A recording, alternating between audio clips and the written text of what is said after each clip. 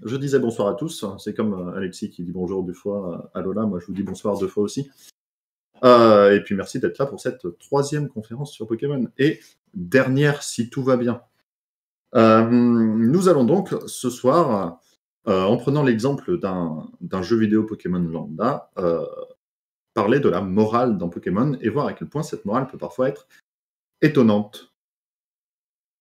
Donc, nous allons commencer tout de suite en voyant dans un jeu vidéo Pokémon classique comment se déroule l'aventure et donc au fur et à mesure de l'aventure, quels sont les points qui peuvent être discutés. Pour ça, on va faire ça en 4 parties. D'abord, le tout début, quand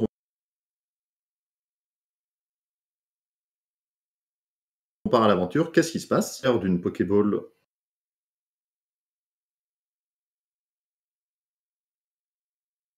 on va discuter capture de Pokémon qui, de base, ça reste un combat, donc c'est moralement discutable. Et enfin, en prenant l'exemple de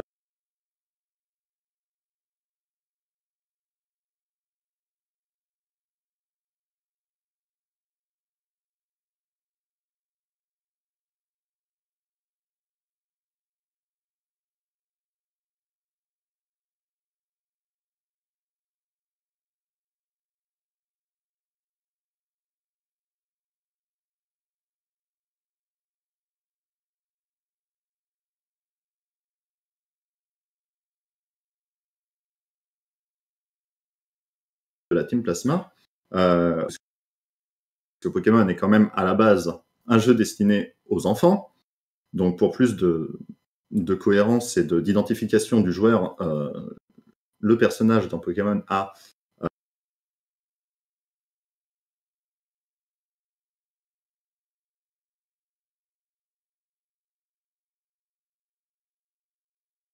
une dizaine d'années, complètement. Donc, notons le premier point, nous avons un personnage qui a 10 ans et qui part seul découvrir le monde en rencontrant plein de gens divers et variés et en combattant des monstres parfois plutôt agressifs. Disons ça comme ça. Autrement dit, si on reste assez cohérent, bien qu'un tout petit peu satirique, voici basiquement le scénario d'un jeu Pokémon. C'est joyeux anniversaire, tu as 10 ans, tiens, voilà un animal, allez, salut! Et puis tu reviens pas. Hein. Mais genre, reviens pas du tout. Hein, parce qu'on sait tous que dans un jeu Pokémon, les fois où on rend visite à notre mère, ça arrive jamais. Soyons honnêtes. Donc, on va se balader dans le monde armé de notre rat domestique. Et on va voir le premier problème. Que se passe-t-il dans notre monde quand on a 10 ans? Eh bien, à 10 ans, tous les jours, ou en tout cas du lundi au vendredi, nous allons à l'école. Et dans Pokémon, nous allons nous balader dans les herbes. Donc, de base, on peut se poser une question sur l'éducation dans le monde Pokémon. Les enfants, apparemment, ne vont pas à l'école. Il n'y a d'ailleurs pas d'école dans le monde Pokémon, hein, à part une sorte d'école des dresseurs, mais on y revient juste après. Donc, que font-ils? Comment ont-ils cette éducation? On peut supposer qu'il y a une éducation faite évidemment à la maison, qu'on est instruit par nos parents, si tant est qu'on est nos parents, puisque rappelons que le joueur dans Pokémon n'a pas de père, il n'a qu'une mère. Et après, on est livré à nous-mêmes, on apprendra bien sur le tas tout ce qu'il y a à savoir sur la vie. Le vrai monde, en le parcourant et en plongeant la tête la première dedans. Il y a quand même, donc je le disais, une école des dresseurs qui nous apprend le b.a.-ba, on va dire, mais vraiment la base de la base de la base de ce qu'il faut savoir sur les Pokémon, c'est-à-dire globalement les problèmes de statut, quelques astuces sur les attaques, ce genre de choses. Ça permet aux joueurs, évidemment, d'avoir 2-3 informations, c'est pertinent pour le jeu, mais ça signifie quand même que le personnage en lui-même, au final, ne va pas apprendre grand-chose. Et si on veut montrer un exemple d'école des dresseurs, ou 2 exemples, voici d'abord celui d'Owen, qui est une des régions dans Pokémon, puis celui de Sinnoh. Nous voyons bien que ces 2 écoles ne baillent pas ni par la quantité d'informations qui peuvent être fournies, parce que si l'école de Sinnoh a quand même 2 bibliothèques et demie, on va dire, celle d'Owen n'a rien du tout, donc à part un pauvre cahier posé sur une table, c'est quand même pas incroyable. Et dans tous les cas, nous sommes en présence de 5 élèves et un enseignant, ce qui ne fait pas une école très très fréquentée, dirons-nous. Et tout de même, dans une école, on pourrait s'attendre à une instruction un peu plus complète que 2-3 informations sur Pokémon. Les enfants sont bien obligés d'apprendre à parler, mais il n'y a pas de cours de langue en tant que tel, ni même de la langue que tout le monde parle, puisque rappelons que dans Pokémon, toutes les régions parlent la même langue. Il n'y a pas de cours d'histoire, et d'ailleurs, l'histoire dans Pokémon est un point très très flou. Dans certaines bibliothèques très reculées, à des endroits un peu bizarres, il y a certains livres qui parlent vaguement d'une grande guerre dans Pokémon, mais c'est tout. Et il n'y a pas de mathématiques, il n'y a pas de sciences en tout genre, il n'y a pas de biologie des Pokémon, mais en même temps, il semblerait que les plus grands scientifiques du monde ne sachent pas grand-chose au final sur les Pokémon en eux-mêmes. On sait vaguement qu'ils pondent des œufs, et encore, on ne sait même pas trop d'où ils viennent, ces œufs. Donc, bon, admettons que les connaissances, à certains moments, soient un peu floues, donc il n'y a pas d'instruction à l'école à ce niveau-là, mais on pourrait considérer que certains savoirs de base ne sont pas donnés, ce qui est tout de même assez étonnant. Et donc ensuite, après un rapide passage ou pas à l'école des dresseurs, notre héros part dans la nature pour se battre contre de parfaits inconnus, qui sont parfois bien plus âgés, avec un animal de compagnie qui t'apprécie vaguement, voire pas du tout. Hein. On peut prendre l'exemple, par exemple, dans la série du Pikachu de Sacha, qui, au début, ne l'appréciait pas beaucoup, et il part explorer le monde entier. Avec, au passage, on y reviendra plus tard, mais il va combattre une puissante mafia, / organisation terroriste, / secte, on ne sait pas trop. C'est assez étonnant, et c'est d'autant plus étonnant que c'est un enfant de 10 ans. Mais où est la police? Mais on y reviendra sur ce point. Quand on part explorer le monde des Pokémon, la première chose que l'on fait, c'est attraper un nouveau Pokémon. Pour attraper un nouveau Pokémon, c'est assez simple comme concept. Hein. On lance une Pokéball sur le Pokémon que l'on souhaite attraper, et le Pokémon va être capturé à l'intérieur de la Pokéball. Comme on le voit sur cette image, il y a un rayon rouge, le Pokémon est rapetissé, peut-être, et en tout cas transféré à l'intérieur d'une boule d'une dizaine de centimètres de diamètre. Donc, dans tous les cas, il est au moins rapetissé d'une quelconque manière. On va donc réfléchir à comment fonctionne une Pokéball. Il y a globalement 3 possibilités. Vous en aurez peut-être d'autres en tête, mais on va partir sur ces 3-là qui sont les 3 théories principales, qui sont la transformation du Pokémon en données entièrement numériques, le petit paradis, entre guillemets, à l'intérieur de la Pokéball, ou alors juste une simple réduction de taille, une simple miniaturisation du Pokémon, et rien de plus. Commençons par le premier. Le Pokémon est transformé en données numériques, ce qui explique pas mal de choses, mais ce qui pose d'autres problèmes. Les 2 premiers points, c'est que dans les jeux Pokémon, il y a un système de stockage, et donc le Pokémon peut être transféré, lorsqu'on a 6 Pokémon dans notre équipe, directement dans le PC. Ce qui explique, si le Pokémon est transformé en données entièrement numériques, une simple connexion Internet, ils avaient déjà la 4G dans Pokémon en 1998, une simple connexion Internet permet d'envoyer directement toutes les données du Pokémon dans une boîte de stockage, et on les récupère à peu près comme on veut, quand on veut. L'autre possibilité explique l'échange de Pokémon, où il n'y a pas besoin de transférer la Pokéball en tant que telle, mais juste à transférer les données d'une Pokéball à une autre. Ça permet de conserver sa Pokéball et de récupérer les données d'un autre Pokémon pour récupérer cet autre Pokémon. Ça pose quand même un petit problème, c'est que certains Pokémon ont conscience de ce qui se passe à l'extérieur. Par exemple, certains Pokémon vont sortir d'eux-mêmes de leur Pokéball. Tous ceux ayant vu au moins 2-3 épisodes de la série animée se souviendront de Culbutoke, de la Team Rocket, qui passe son temps à sortir de la Pokéball pour crier Culbutoke sans qu'on lui ait demandé son avis. Donc, il sait bien, surtout qu'il intervient toujours après un petit speech de Jessie et James, il sait bien à quel moment il a envie d'intervenir, donc il a conscience de son environnement extérieur. Or, s'il était transformé en données numériques, il n'aurait pas particulièrement conscience de cet environnement extérieur. Donc, cette théorie pose un petit problème. Deuxième théorie, à l'intérieur des Pokéballs, il y a un petit paradis miniature. Par exemple, comme celui-ci, où on peut voir que le Pikachu, alors c'est un paradis très, très léger pour celui-là, mais le Pikachu est installé tranquillement avec son fauteuil, sa télé, sa bibliothèque, sa petite lampe, ses petites peluches.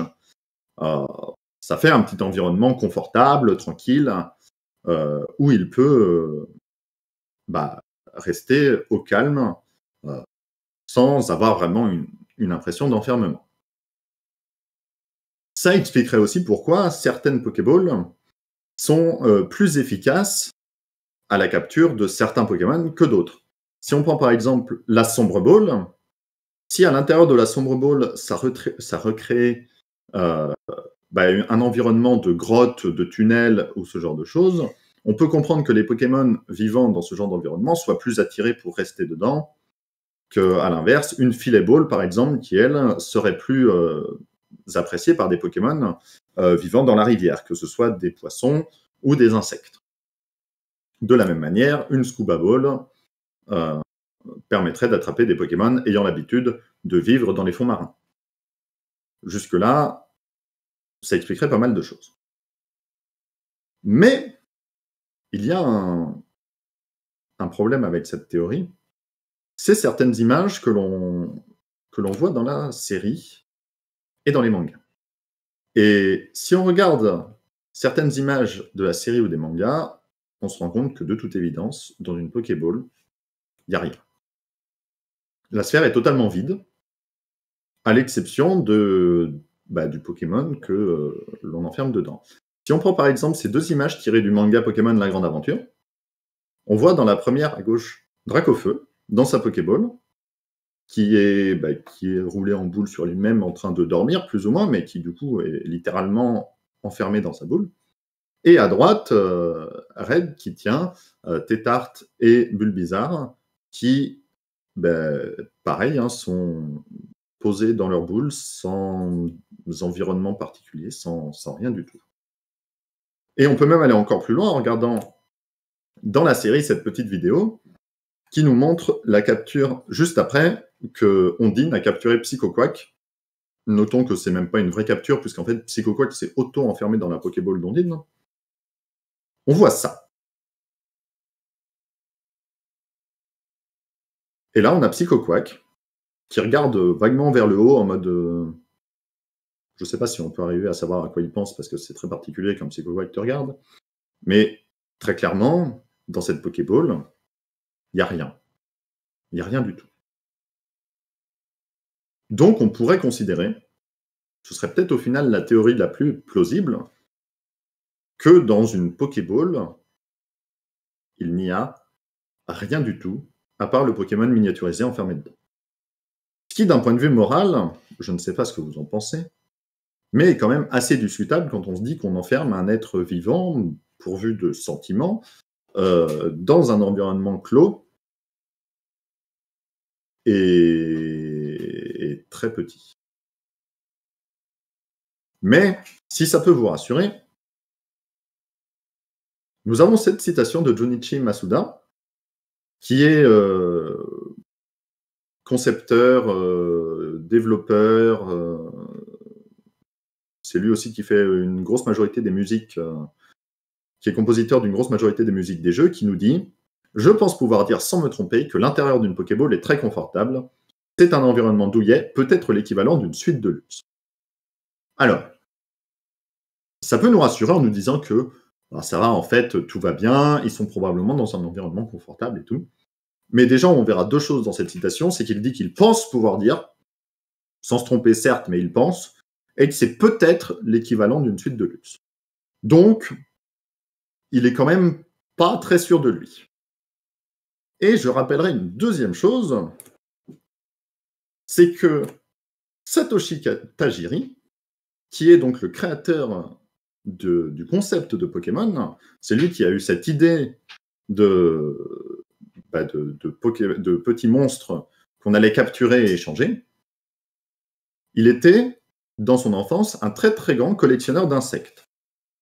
Il adorait ça, il était d'ailleurs appelé Dr Bug par ses amis, et il donc passait son temps à collectionner. C'est d'ailleurs en envoyant un insecte sur un câble qui liait deux consoles qu'il a eu cette idée de monstre à échanger. Et donc, s'il était collectionneur d'insectes, il est probable, j'ai envie de dire, qu'il avait, dans sa chambre, ou en tout cas chez lui, quelque chose comme ça.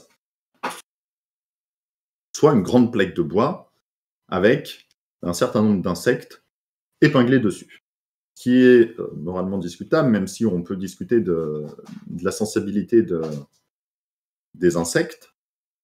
Mais donc, ça peut quand même faire réfléchir sur la façon dont il envisageait la capture de Pokémon, parce que de toute évidence, il n'était pas très porté sur l'éthique par rapport à ces captures d'animaux. Donc, nous parlons d'un jeu qui nous propose de capturer des animaux qui ont une sensibilité très importante, hein, c'est visible plusieurs fois sur les différents supports. On voit Pikachu pleurer dans l'animé, par exemple.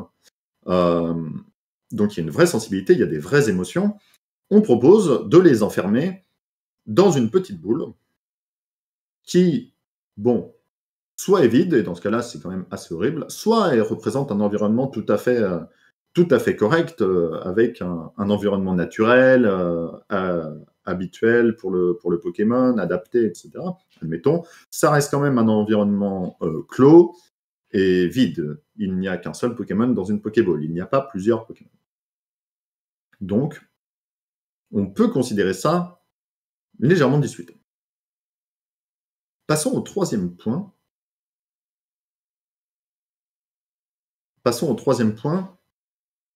Les combats. Quand est-ce qu'on a le droit de sortir d'une Pokéball? On a le droit de sortir d'une Pokéball pour plusieurs raisons. C'est soit pour aller combattre, soit pour passer un concours Pokémon qui au final pas si différent d'un combat. On sort pour le plaisir du dresseur qui va te faire mesurer à d'autres Pokémon. Alors, c'est moins violent un concours qu'un combat, puisqu'on est plus sur un concours de beauté, de danse ou ce genre de choses. Mais ça reste de la compétition non volontaire de la part du Pokémon. Soit pour de la reproduction. Il paraît que les Pokémon pondent des œufs, même si ce n'est pas très clair. On va déposer un Pokémon à la pension, très bien, il sera dehors, mais au final, il sera dehors dans une sorte de ferme close, avec pour seule finalité, finalement, de se reproduire, plus ou moins. Soit la Pokérécré et autres dispositifs du même genre qui permettent de se lier d'amitié avec un Pokémon, et on peut comprendre que, après tout ce qu'on fait subir à nos Pokémon, on puisse avoir envie de se lier d'amitié un peu plus profondément avec eux. Donc, intéressons-nous au premier point, les combats. Les combats, on va rappeler le principe d'un combat à Pokémon, hein. On va frapper très très fort le Pokémon adverse avec le sien, en espérant que le Pokémon adverse soit le premier à tomber KO, hein, littéralement. Ça veut dire qu'on va faire s'évanouir le Pokémon en face, hein, en le frappant très fort. Donc déjà, là, de base, ça craint.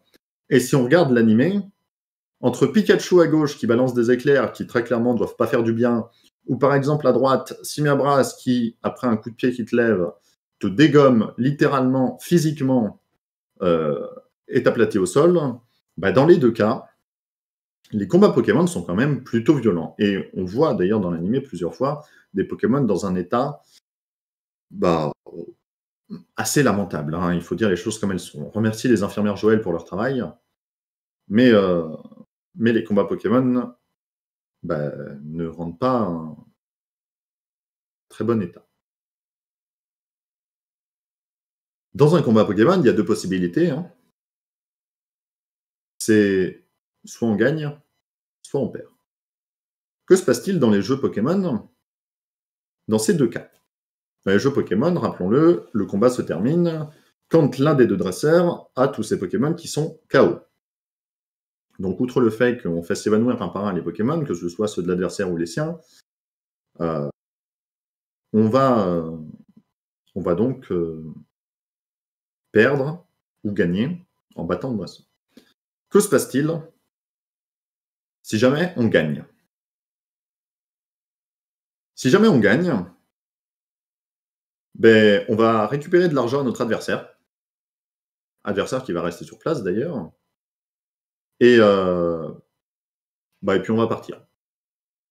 Genre, comme ça. Très clairement, à gauche, si nous gagnons, bah, on pique l'argent du dresseur et on le laisse avec ses Pokémon KO, comme ça, et puis on s'en va en mode c'est tout à fait normal. Et si l'adversaire gagne, bah, il nous prend de l'argent et on est, entre guillemets, téléporté au centre Pokémon pour que nos Pokémon soient soignés. Ce qu'on peut voir autrement en se disant que bah, notre adversaire est bien gentil et il nous prend un peu de notre argent pour nous permettre de retourner au centre Pokémon parce que ben, on est mal en point, tous nos Pokémon sont KO et ils ont besoin de soins. Ou alors lui aussi est un rat et nous vole notre argent, mais il faut quand même expliquer comment on se retrouve au centre Pokémon. Parce que nous retrouvons au centre Pokémon alors que notre adversaire, lui, reste sur place et on peut lui reparler tout de suite après le combat. Donc on peut considérer ça comme ça. Deuxième possibilité, on perd. Et dans ce cas-là, ben, nous réveillons au centre Pokémon, avec tous nos Pokémon soignés, hein, ce qui nous permet de remercier l'infirmière Joël, qui fait quand même un très bon travail. Soit notre adversaire perd, parce qu'on vient de gagner, et nous, on s'est barré avec son argent, parce que, bon, on est comme ça, nous. Et lui, le pauvre, bah, reste sur place, avec ses Pokémon KO, peut-être en train de mourir, hein, on ne sait pas trop. Puisque, rappelons-le, globalement, un dresseur qu'on a déjà battu, bah, à part dans certains jeux où il y a certaines possibilités, on ne peut pas le rebattre. Peut-être qu'il n'a jamais pu soigner ses Pokémon. Il va rester là et attendre. Donc, Pokémon est un jeu dans lequel c'est normal d'éclater un adversaire physiquement, d'éclater ses animaux de compagnie physiquement aussi, jusqu'à les faire s'évanouir, voire peut-être les tuer, on ne sait pas trop, et partir en lui volant son argent. C'est normal, tout va bien. Notons quand même que dans certains jeux, on peut envoyer une partie de notre argent à notre mère, qui permet d'avoir des économies de côté, et elle va parfois en dépenser un peu. Donc bon, on est un vrai salaud avec tout le monde, mais on est quand même gentil avec notre maman parce qu'elle le mérite bien. C'est au moins ça. Bon. Troisième chose qui se passe dans les jeux Pokémon, après avoir attrapé un Pokémon et après avoir combattu un dresseur, on va croiser la team des méchants du jeu en question. Globalement, les teams ont 4 buts principaux suivant les jeux et suivant les teams en question. Soit elles veulent dominer le monde. Bon, c'est assez simple, hein, au final, elles veulent avoir le plus de puissance possible pour pouvoir être les maîtres du monde. Ok. Soit elles veulent créer un nouveau monde, parce que le monde en question ne leur plaît pas pour des raisons diverses et variées qu'on verra après. Soit elles veulent la libération des Pokémon, et on en parlera plus en détail. Soit elles ont un autre but, ou un but assez flou, on ne sait pas trop ce qu'elles veulent.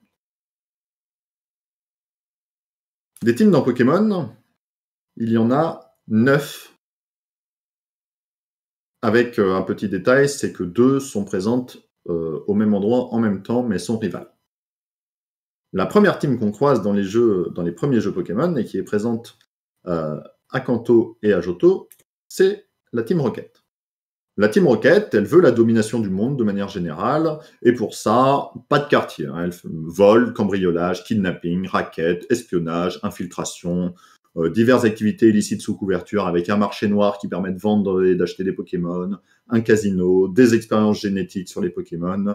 Par exemple, Mewtwo qui a été créé à partir de Mew, de l'ADN de Mew. Je vous renvoie à ma dernière conférence si vous voulez plus de détails. Enfin là, c'est la totale. C'est la domination du monde, on veut devenir les plus puissants et on emploie tous les moyens à notre disposition pour y arriver. La deuxième et la troisième team, c'est les teams Aqua et Magma, qui veulent respectivement l'expansion des océans pour permettre la prolifération des Pokémon marins. Et d'ailleurs, rappelons-le, la vie est apparue dans les océans, donc c'est propice à de nouvelles formes de vie, etc. Ou l'expansion des continents, qui permettrait que tous les Pokémon présents sur Terre puissent se développer, se diversifier sans problème. Notons que ces deux teams, elles n'ont pas vraiment de connaissances, elles n'ont pas vraiment de moyens importants. Elles vont plus ou moins improviser au fur et à mesure ce qu'elles vont réussir à faire, ce qui les rend quand même moins dangereuses que la Team Rocket, même si leur but est quand même assez particulier, donc il faut faire attention. Deux teams présentes à ON, je ne l'ai pas précisé. La quatrième, c'est la Team Galaxy, présente à Sinnoh, qui, elle, veut aussi un nouveau monde. Son boss veut la création d'un nouvel univers, carrément, c'est même pas une nouvelle Terre, c'est un nouvel univers, totalement purifié. On ne sait pas trop ce que ça veut dire, mais il est assez clair qu'il veut quand même une place assez importante dans ce monde, donc on n'est pas sur de la domination du monde à proprement parler, mais derrière, ils veulent une place de choix. Pour ça, vol de Pokémon, invasion de divers bâtiments, recel, raquettes, explosion de lacs pour les vider. On est quand même sur des moyens assez importants. Mais la différence avec la Team Rocket, c'est que c'est une organisation totalement officielle. Elle utilise des spots publicitaires à la télévision sans aucun problème. Elle recrute assez librement puisque le héros va même se faire proposer le recrutement. Notons que même si on répond oui, il est impossible de les rejoindre malheureusement. Mais le recrutement est apparemment très libre, puisqu'on va recruter les enfants de 10 ans pour qu'ils viennent rejoindre cette organisation criminelle, voire terroriste. Mais ce qu'on notera quand même, c'est qu'il y a un vrai endoctrinement dans cette team. C'est que les membres sont convaincus à 100% de faire le bien. Ils sont tous extrêmement dévoués à leur chef. Et puis même, on le voit lors d'un discours, ils applaudissent leur chef et ils scandent des hurrahs et des bravos. La cinquième, c'est la Team Plasma, qui, elle, souhaite la libération des Pokémon, apparemment réduits en esclavage par leurs dresseurs. Et du coup, on y reviendra. Team Plasma présente à Unis. La Team Flare, présente à Kalos, veut rendre le monde beau. On ne sait pas trop ce que veut dire le monde beau, mais l'idée, c'est de détruire tout ce qu'il dégrade, c'est-à-dire, entre autres, les humains. Donc pour ça, du vol, du détournement de ressources énergétiques, histoire d'utiliser un canon d'une puissance assez importante, puisque l'idée est quand même de plus ou moins tout détruire, pour pouvoir repartir sur des bases saines et avoir un monde beaucoup plus beau. Notons que le boss dit lui-même qu'il est désolé pour les Pokémon, mais ce sont des dommages collatéraux nécessaires, ils en profiteront plus tard. C'est discutable encore, mais on pourra en discuter après. La Team Skull, présente à Alola, a un but assez flou au final. Bon, ils volent des Pokémon, ils abîment des biotopes, ils abîment diverses zones naturelles un peu partout, ils cassent les pieds de tout le monde un peu partout tout le temps. mais on ne sait pas trop pourquoi ils font ça, si ce n'est casser les pieds. Ce qui est déjà pas mal en soi, mais bon, il n'y a pas de. Il semblerait en tout cas qu'il n'y ait pas de vrai but derrière leur organisation. Ils sont là, et c'est déjà pas mal. Le retour de la Team Rocket, qui se fait appeler Rainbow Rocket, c'est assez particulier parce qu'on est de retour sur de la domination du monde, puisque c'est le boss de la Team Rocket qui est de retour. Notons que le boss de la Team Rocket a donc ramené, à partir de portails spatio-temporels un peu particuliers, les boss de toutes les autres teams qui, dans des univers alternatifs, ont réussi leur plan pour l'aider dans sa conquête du monde. Ce qui, dans l'idée, est intelligent. Ce qui, en pratique, ne fonctionne pas parce qu'évidemment, le héros gagne toujours dans Pokémon. Mais bon, donc une domination du monde, tout ce qu'il y a de plus classique. Le boss est toujours là et absolument les mêmes envies, même 15 ans après. Team, au final, pas très novatrice par rapport à la première du nom. Et enfin la dernière, la Team Miel, qui elle est assez particulière puisqu'elle n'a aucun leader. Elle va agir uniquement pour aider une dresseuse à devenir maître Pokémon, en sabotant l'avancée de toutes les autres, de tous les autres dresseurs possibles, par toutes les manières possibles et imaginables. Au final, c'est la team qui a le moins d'impact sur le monde. C'est peut-être la team la plus casse-pied d'un point de vue personnel par rapport à un dresseur lambda, mais c'est celle qui est la moins dangereuse pour le monde puisqu'ils n'ont aucune volonté de nuire à échelle planétaire, si je puis dire. Donc, si on supprime la dernière, qui est un peu particulière, toutes les teams ont des buts assez violents, de la domination, des destructions en tout genre, la création d'un nouveau monde qui passe forcément par la destruction de l'ancien. Il y en a qu'une qui va se démarquer un petit peu. C'est la Team Plasma qui, rappelons-le, prône la libération des Pokémon réduits en esclavage par les dresseurs. Et cette team a un fonctionnement très très particulier. C'est que elle ne va jamais faire preuve de violence. Ou très rarement, on va dire. La Team Plasma ne va pas voler les Pokémon. Elle va diffuser une propagande à très très grande échelle pour que les dresseurs libèrent d'eux-mêmes leurs Pokémon. Notons par exemple la première fois qu'on arrive dans une ville, une deuxième ville du jeu, dans les jeux noirs et blancs, on arrive sur ce rassemblement, avec donc 7 sbires à gauche de la Team Plasma, Getis, un des 7 sages, qui est donc un des 7 sous-commandants de la team, et du peuple devant qui regarde. Et là, Getis a fait quelque chose d'absolument unique dans les jeux Pokémon, c'est qu'il prononce un discours.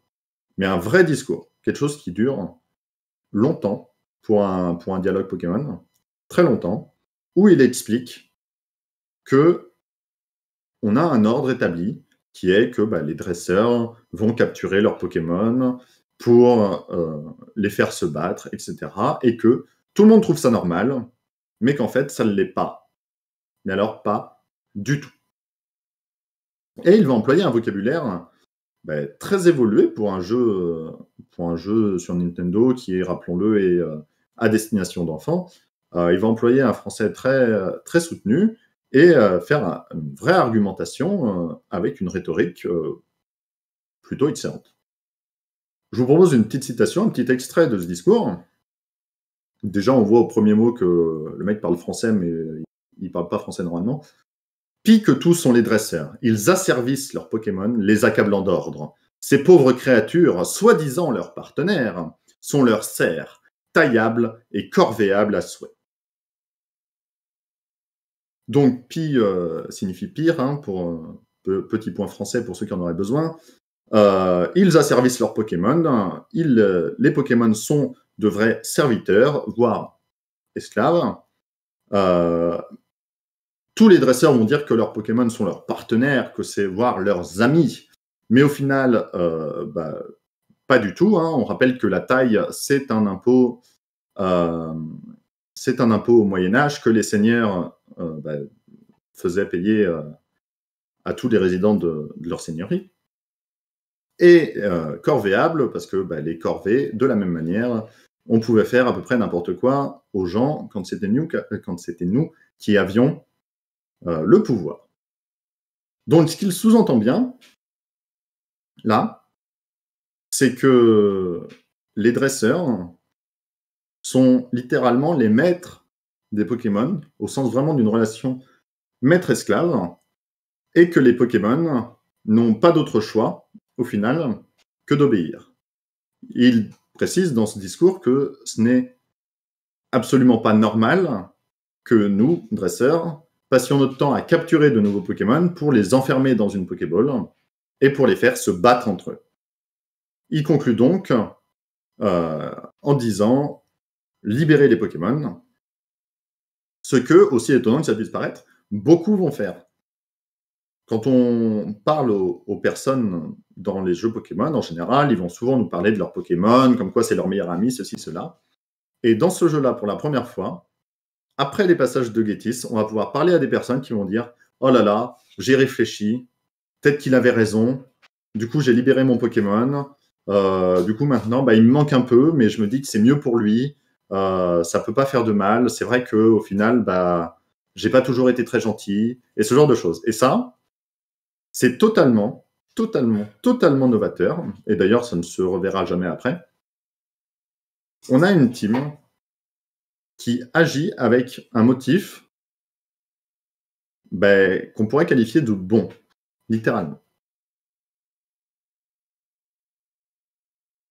Le problème, parce qu'il y a un problème, c'est qu'au final, la Team Plasma n'a pour but la libération des Pokémon que dans le discours qu'ils affichent au peuple, si je puis dire.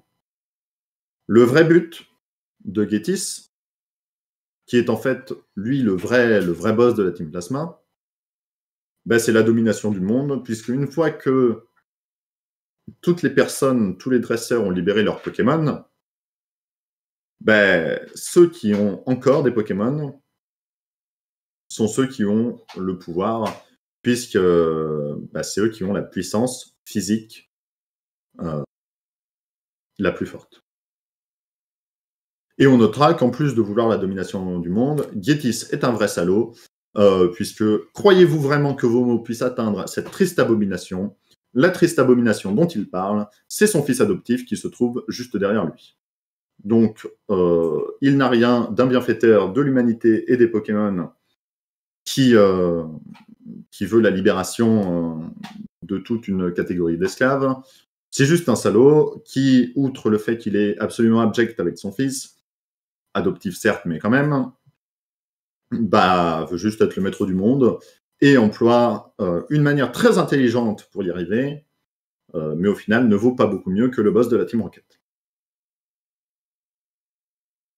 Mais alors, on a quand même un problème. Parce que, ok, Gétis est un salaud, il veut être le maître du monde, blabla, classique, toujours la même chose. De toute façon, les dictateurs, c'est tous les mêmes. Mais il transmet un vrai message, et ça pose quand même la question.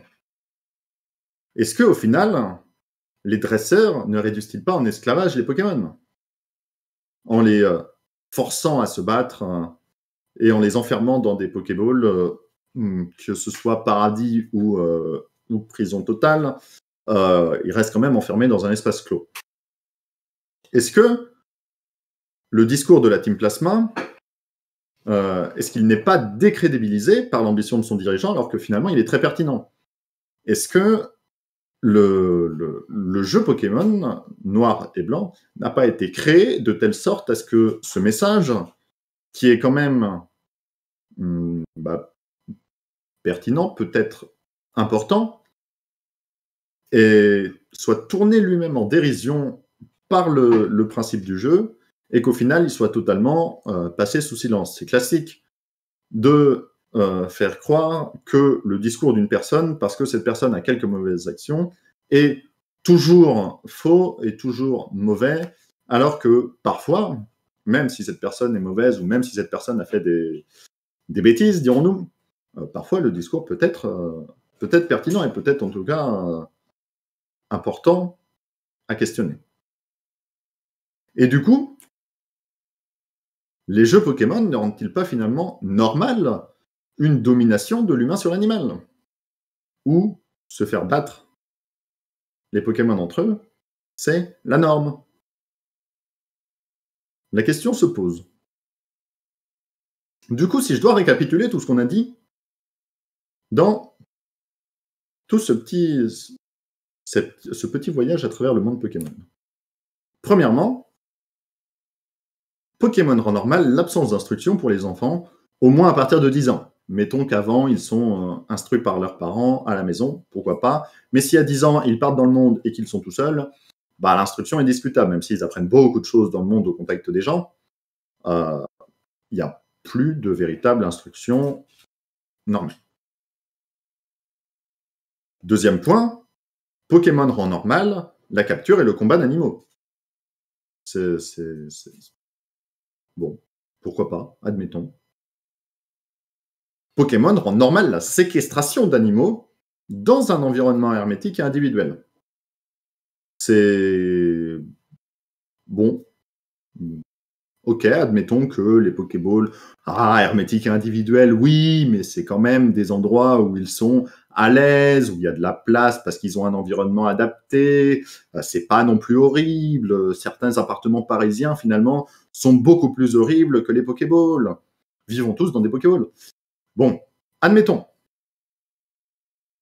Pokémon rend normal le combat contre des inconnus croisés totalement arbitrairement. Hein.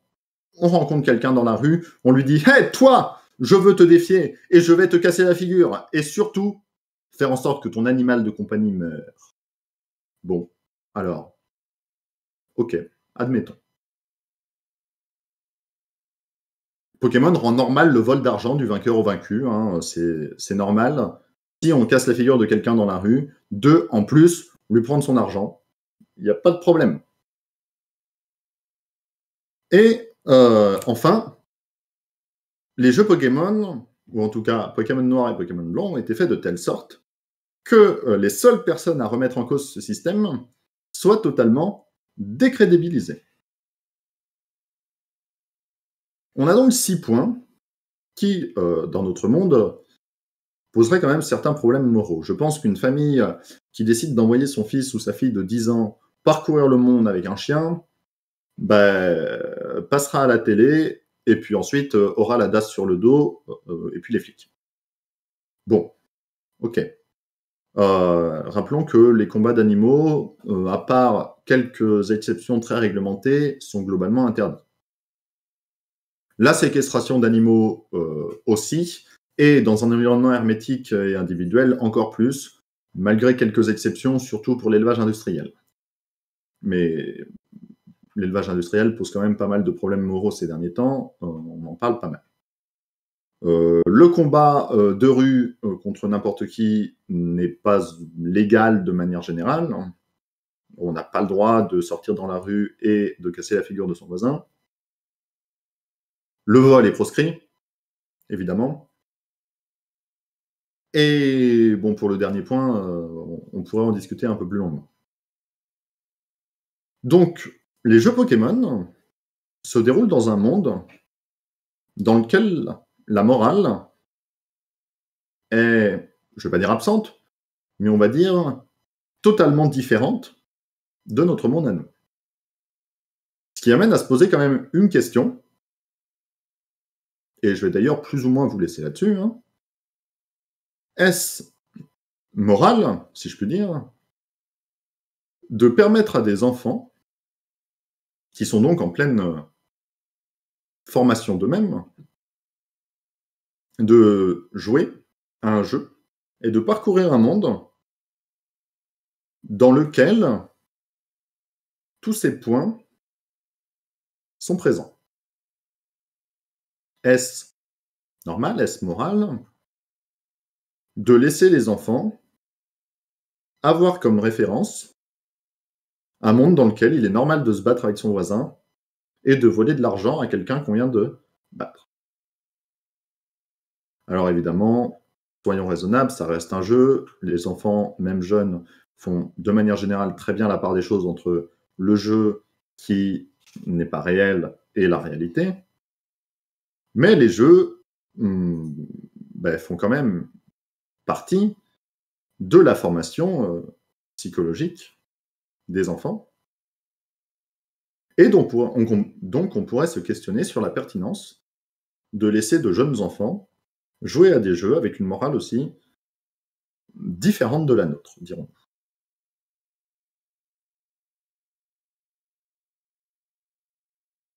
Et donc je vais vous laisser sur cette question. Je vous remercie de m'avoir écouté, et si vous avez des questions, je vais y répondre. Je vous montre mes sources, mais qui ne sont pas différentes de celles de la dernière fois, hein. Les jeux Pokémon, bien évidemment, le manga Pokémon La Grande Aventure, l'animé, et puis les 3 sites classiques, Poképédia, qui est une encyclopédie très très complète là-dessus, Pokémon Trash, qui fait toujours des articles très intéressants, et Pokébip, de la même manière, ainsi que toutes les solus des jeux qui permettent de récupérer des captures d'écran et autres, très pratiquement. Voilà. S'il y a donc des questions, je vais y répondre.